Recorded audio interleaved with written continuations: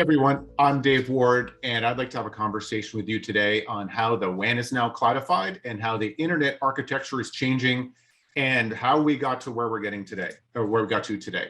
So really, here's the agenda that I want to talk to you about. We're going to go at a pretty fast baud rate. Got a lot to say, got a lot to try and explain how this works out, but this is what I want to be able to talk about today. So really, a lot of what has happened to the internet architecture and to wide area networking in particular is all about SDN, software-defined networking, and software-defined networking is finally here. How we got to this point that software-defined networking is really having an impact on the internet architecture really comes from an over 10-year legacy, at least, of scores of projects and open source projects and foundations that were built. Lots and lots of white papers, standards bodies went crazy with different protocols, lots and lots of new stacks were built on top of each other and trying to go create all new built entity that actually would allow or enable software-defined networking to go forward. But out of all these POCs and labs and plug fests that came out, really all of those were interesting experiential learning. But honestly, none of them were really targeted at the wide area network.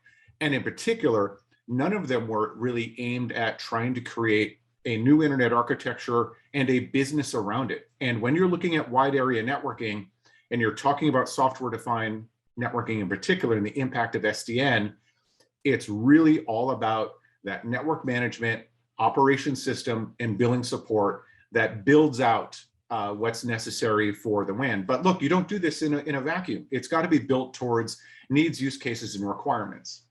But look, what's really critical about the change to the WAN and enterprise WAN and cloud WAN is that, in particular, it has moved to a cloud consumption model.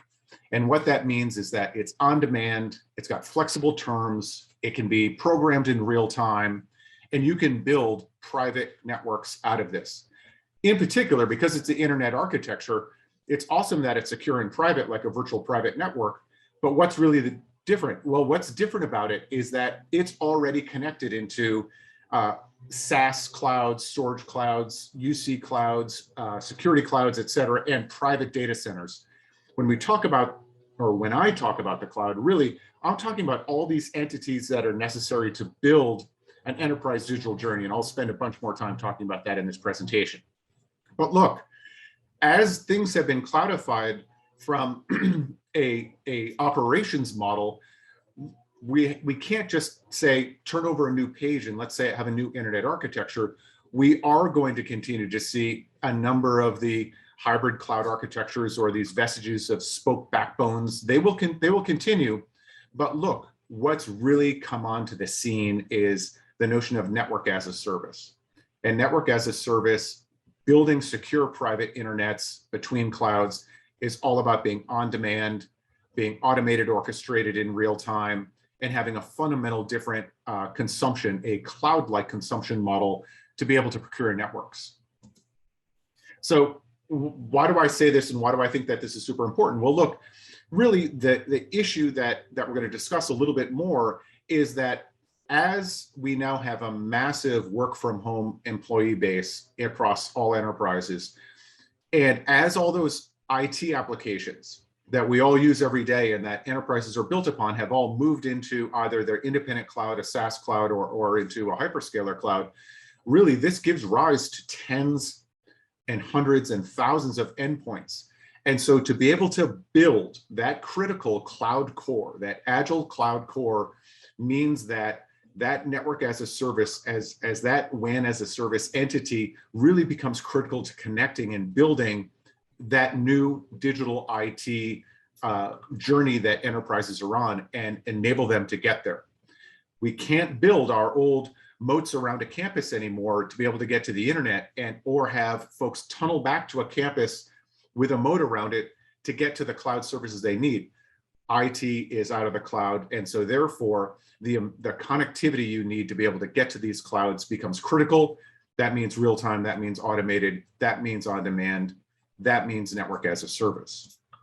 And so look, I'm basically, after a long-standing journey of software-defined networking and working through a number of those things that I introduced at the beginning part of this conversation, network as a service, leveraging software-defined networking and being automated and orchestrated, what's critical about this is that it is enabling the network to be a cloud service, meaning layer 1 through layer 3, optical, Ethernet, IP, power that entire connectivity stack of what you need to be able to get to where you want to go, and then start taking a look at the network-to-network interfaces, or how different networks are coming together to be able to service these different enterprises. This becomes key.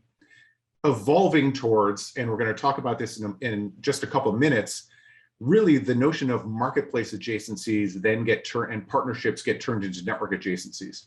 How an enterprise can consume storage, security, UCaaS, SaaS, cloud, etc.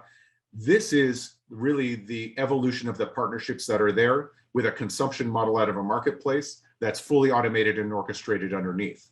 But look, network as a service is kind of a hot term right now. And per norm in the industry, lots and lots of folks are trying to co-opt that term.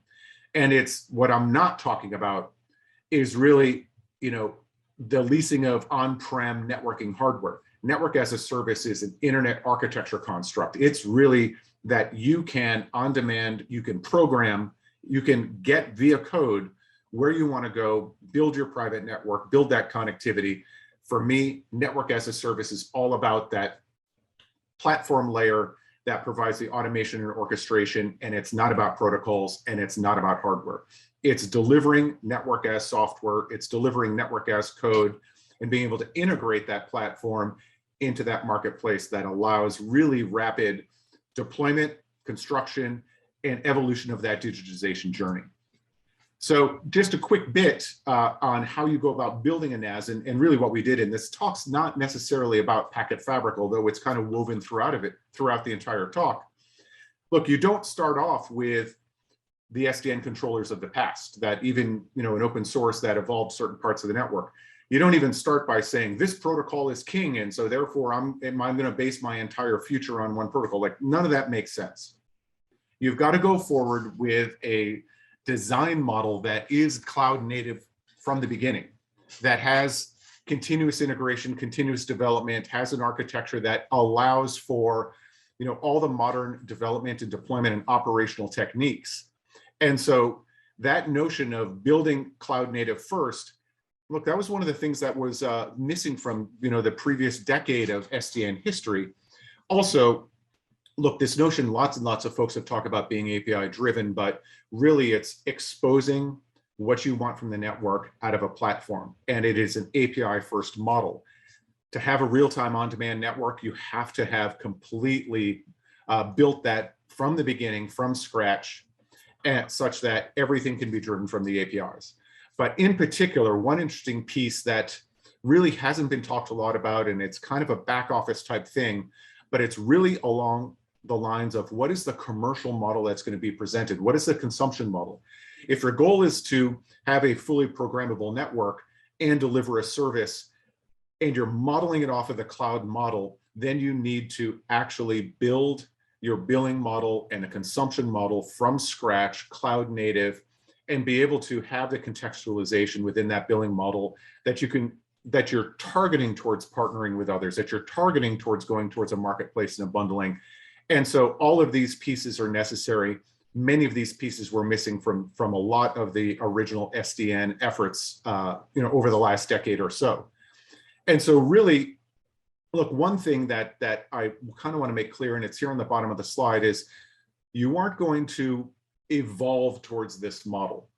There's an evolution path and there's a revolution path. And going towards network as a service and everything I've just described, albeit very, very quickly, is really a revolutionary path to be able to get to where you want to go with. This requires building from scratch with all new design patterns to get you there.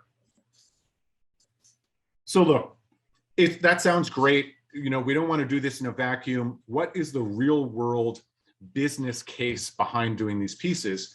And it's really around enterprises and the need for enterprises to actually build a new productivity stack for their employees.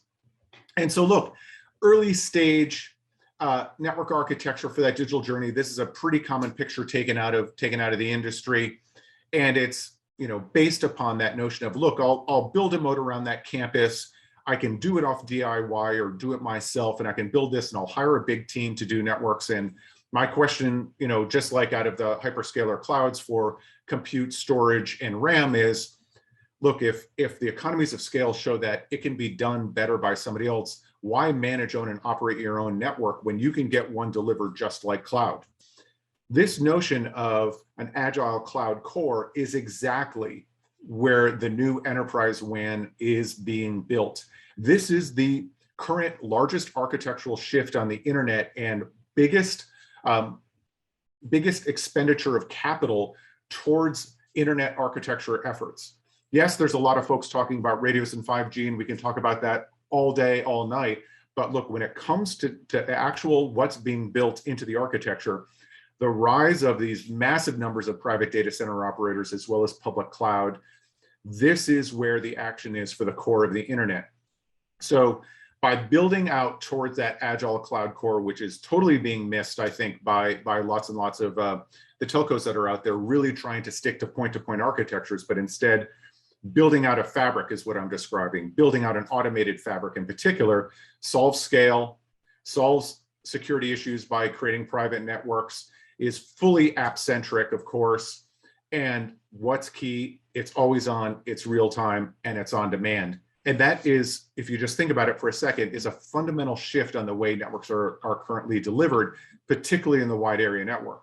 It moves from truck rolls and weeks and months to one in which ports are already lit, ports are ready to go, paths are light paths, transport paths, et cetera, spectrum is already deployed, and now this is, I need to build this network. I need to have connectivity to this cloud. I need to do an archive or backup. I need to be able to move lots and lots of data next to my applications in the cloud. That's why an agile cloud core and fabric between them is really critical right now for that enterprise digital journey. This is not going to go away. This is not a flash in the pan consideration that I have here. Taking a look at some stats that are out there, the work from home movement is durable, meaning it will remain in the industry into the future. And look, if this number coming up from Upwork and Gallup, looking at 22% of the entire workforce is still going to be work from home and distributed in 2025, this notion of the digital journey is not going away anytime soon. So this becomes key to that internet architecture and as it shifts. SD-WAN, as we know, is one aspect of linking together an enterprise with broadband consumer access networks and even augmenting traditional MPLS. But look, as we've seen the move and as has been discussed in the industry in other places, in other conferences, and other meetings, and as I want to quickly touch on here, the notion of SASE and zero trust networking is rapidly emerging. It's a combination of being able to have access and security, because again, take a look at those traffic patterns. If you have a tunnel going to a gateway, having to go over to a security cloud, having to go over to a storage cloud, having to go into an application cloud, that's a lot of hairpinning of that traffic. And we'll discuss in just a moment the current architecture that's being deployed with gateways, and it's infinitely worse. But look, the point I'm trying to make here is this notion of a widely distributed employee force is there. It's part of the digital journey that needs to be solved. And it's something that's going to keep this notion of a cloud core and the need for a network as a service into the future. And so what becomes interesting is that how can you get to a cloud delivered world? Well, really my point here is there may be an evolution going from SD-WAN through SASE/CTN. There's a number of players going after that space, but who's going to deliver it? It is being delivered by cloudified industries. And those cloudified industries, unfortunately, is not in the parlance of traditional telco. And so we're all seeing the rise of alternative delivery models, alternative operation models, which I've been describing so far, and alternative ways to consume what you need to, as an enterprise, to build productivity as a service. So continuing to drive that shift is that we should not consider that the move to cloud means there's a move to one cloud. What I'm trying to say here is really that when you take a look at most application workflows, or many of them, and you take a look at the way many developers are currently operating front end versus back end, and you dive into actually some verticals, whether they be finance, healthcare, or they be media and entertainment, they are already moving to multi-cloud, where there's different applications available out of a different cloud, and data and connectivity needs to and must enable the application running in the cloud, or its individual cloud, and that data to move with it as a multi-cloud workflow is the target, and is now not beyond the tip of the spear. It's well within the trajectory of the industry, as you can see just from a quick number here. Now, what becomes critical from a connectivity and network point of view, because we're talking about networking, is really, how do I get connectivity between these public clouds? How do I move my data between these public clouds? These items need to be able to be moved extremely high bandwidth, extremely low latency. And in many cases, a lot of these cloud overlay technologies that are just riding over the internet will not suffice. They do not have the bandwidth. Thus, back to my point that an agile cloud core with a secure private network with extremely high bandwidth and enterprise guarantees becomes that new internet architectural construct. And so what becomes really, really critical, and look, I've been around in the industry long enough to know to have already heard about digital journeys that enterprises were going to take. In this particular case, it's a fundamentally different digital journey than it was earlier in my career. Now, I say this because, in particular, as I've really discussed in this conversation, it is about getting all of your apps, your services, your storage, your security, et cetera, all of that coming from a combination of cloud providers and doing it out of private data center operators. That notion where an enterprise still wants to be able to have very, very specific data, very specific applications, very high value applications and data. The rise of private data centers is just unbelievable on the planet today across all continents. And those private data center operators, of course, are part of that multi-cloud world. In the past, we only talked about on-prem to private data center as the hybrid cloud.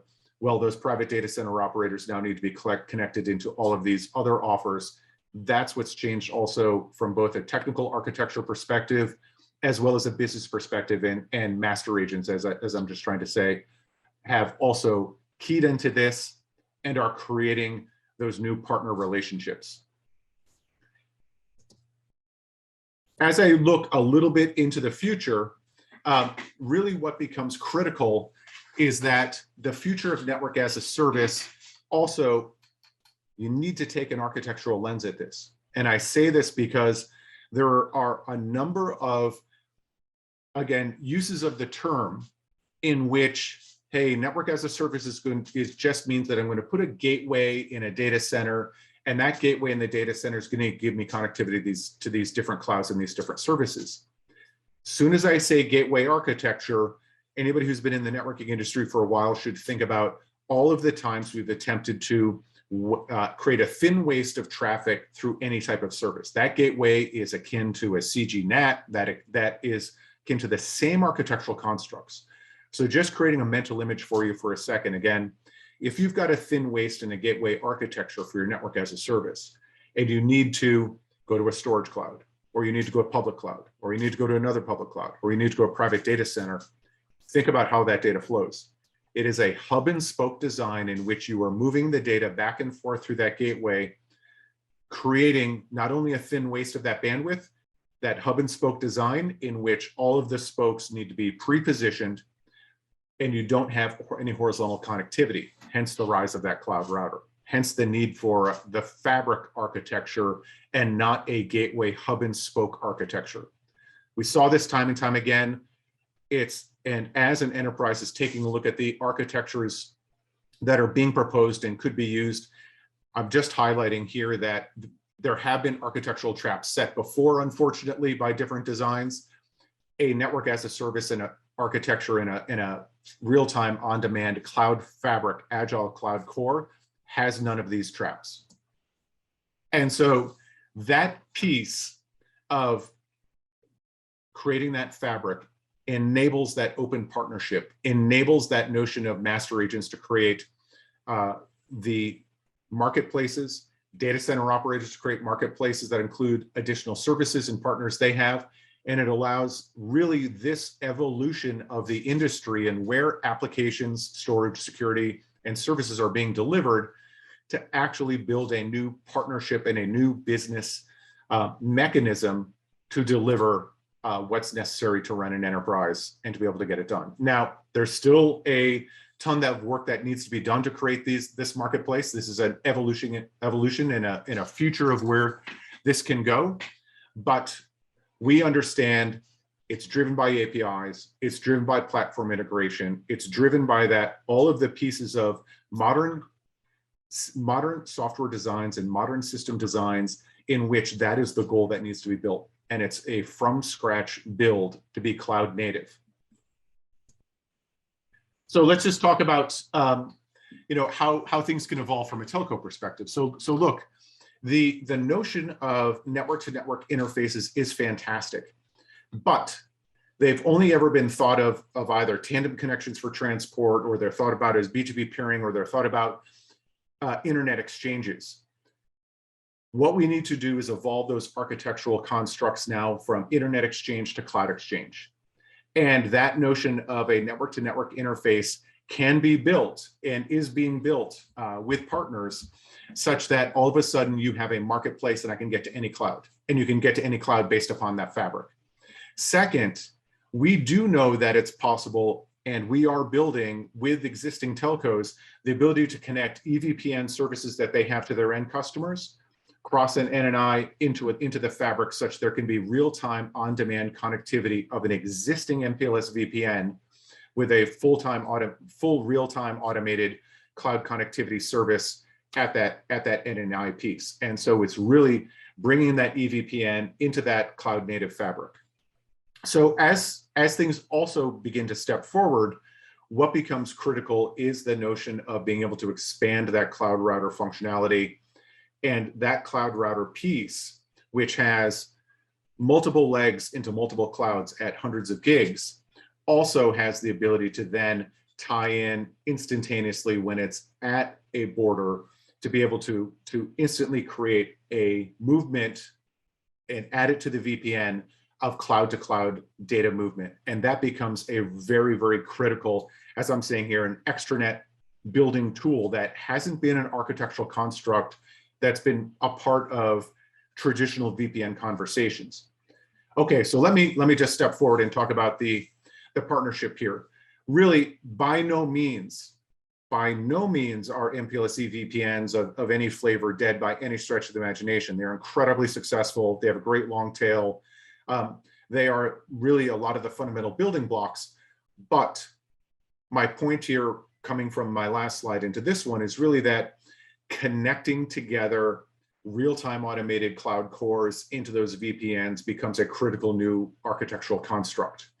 And right now, they are being built, they are being deployed, and the open source standards, forms, foundations, and other conversations are really trailing the innovation that's occurring in the in-market deployed network today. And that becomes a really, really key piece to understand that the industry is evolving through building, through APIs, through software, to creating these constructs than they are via necessarily some of the older legacy mechanisms of communication. Now it's being done directly through these partnerships and being built. So look, just a quick final word on all of these elements, and then I'll be done on this piece. It's really that it's alt.telco that's driving the new internet architecture.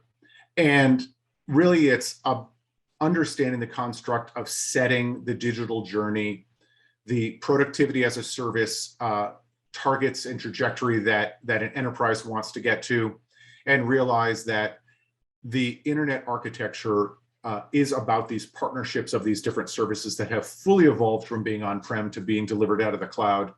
And that notion of a real-time on-demand agile cloud core becomes critical for how the internet's being delivered, how secure private internet's being delivered, and how to move from where you are in your digital journey today, perhaps based on MPLS VPNs of one flavor or another, into one in which the internet is delivered in a cloud-like consumption model by the drink, has tight levels of SLA and the ability to burst and reduce bandwidth on demand, and that connectivity can be dialed up through APIs. And this becomes a very critical way to actually unleash an enterprise and avoid another lock-in in another siloed architecture or gatewayed architecture. So thank you very much for the time today. I hope you enjoyed it, and I hope to hear from you soon.